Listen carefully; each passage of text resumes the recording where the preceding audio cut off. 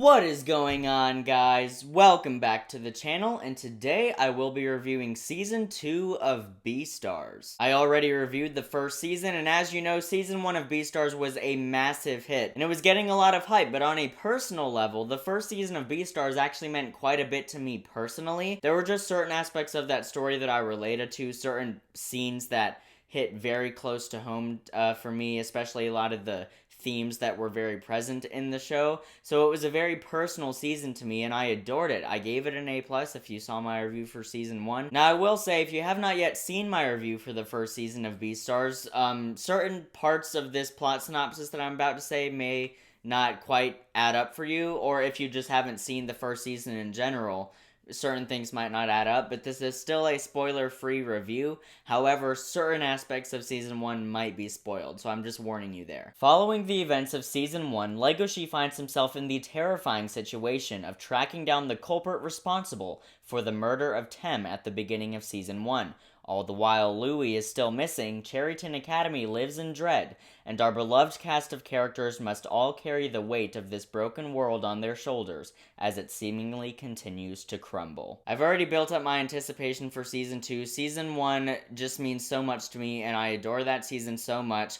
So going into Season 2, I was terrified, but also very excited. And thankfully, after having finally watched Season 2 of Beastars, I am so happy to say that this is yet again another top-tier season of a top-tier anime. Season 2 of Beastars takes these staples of the show and multiplies them by 10. It is a darker, more challenging, even more morally gray season than the first. Now, obviously, I'm gonna get the obvious stuff out of the way. You know, the animation is gorgeous, the voice acting is top tier. This is all to be expected at this point, so I'm just going to say that. You already know that that stuff is great, so I don't really have to elaborate on that too much. So actually, one of the things that really stuck out to me about this season is that there is a surprising level of comedy. Like, seriously, this season actually has some really well-written comedy. Season 1 had very few comedic moments. It had some that were just so great and wholesome. But Season 2, there's really good comedy in almost every episode, which really provided a levity, because as I said, this season is much darker than the first season, and so having a little bit more comedy in there, like, perfectly placed, just to kind of give you a breath of relief from the very dark stuff that you witness in this season. And it also stays true to the brilliant blend of all genres that the show excels at. Do you like comedies? It's in here. Do you like romance? It's in here. But do you like thrillers? It's in here. Do you like crime dramas? That's in here. Do you like noir cinema? That's in here too. It is such a wonderful combination of all genres. There is, and I said this for the first season too, there is something in here for everyone. Now, since a major arc of this season is Legoshi trying to track down the murderer of Tem, that actually creates a surprising level of intrigue. Because the first season was mainly about the emotional journey of the character and things like that. And don't get me wrong, Season 2 does not abandon that. There is some incredible character development in this season. But having the murder mystery plot not necessarily added in, but fully realized here, it made for a very intriguing and kind of chilling season. Like, I'll be completely honest, first half of this season, in fact, most of this season, it feels like a crime thriller. And I really dug that. There were some scenes in here that genuinely got under my skin. It felt like I was watching something by David Fincher or something. But it also knows how to have fun with it. This is a very fun season. It gets very, but like, you know, it's kind of fun in the way that a David Fincher movie is fun. For example, Seven. Really, you know, like, that is such a watchable movie, and you can sit there and you will be intrigued from scene 1. Or say another Fincher film, perhaps, like Zodiac. I have so much fun watching that movie because of how intriguing it is and because of the murder mystery aspect of it. And it feels like that's what Season 2 of Beastars did. It excels in that regard. Now, the first season had incredible character development, no doubt, and virtually great everything. But I might say that Season 2 has even better character development. The arcs in this season, particularly for Louis, the show is really just putting these characters through the ringer non-stop. These are going to be some very traumatized people down the road. I mean, they're already pretty traumatized, but like, Jesus Christ, man. I mean, seriously, like, every second, it seems like every character at every single moment in the show is just going through something that's going to have a lasting traumatizing scar on them in the future. A major aspect of the story in this season is Legoshi's promise to Haru at the end of season 1 to get stronger for her when he realized that the reason he was born a wolf was to protect herbivores, not kill them. That's one of the best aspects of this season by far, and it's such a great journey for Legoshi. And they take a very cool direction with it that I don't want to spoil, but let's just say I am very, very excited